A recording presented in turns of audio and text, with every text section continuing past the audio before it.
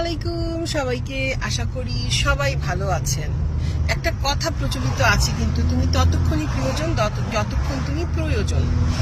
তুমি তোমার কর্মের মাধ্যমে মানুষের যখন প্রয়োজন মেটাবে তখনই তুমি সবার প্রিয়জন। যখন তুমি মেটাতে পারবে না তখন তুমি কিন্তু তার প্রিয়জন থাকবে না, তাই না? যেমন ধরেন আমরা জুলকারবার্গের নাম জানি, ইলন মাস্কের নাম জানি, কাজী নজরুল ইসলাম, রবীন্দ্রনাথ।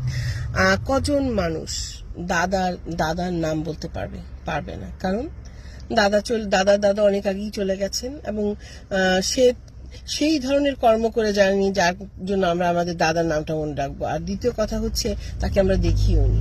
তো এই যে ব্যাপারগুলো আছে, মানুষের প্রয়োজনের জন্যই কিন্তু মানুষ মানুষকে চেনে, প্রয়োজনের জন্যই মানুষের প্রয়োজন হয়। যখন প্রয়োজন শেষ হয়ে যায়, ফুরিয়ে যায়, তখন কিন্তু মানুষের প্রয়োজন থাকে না।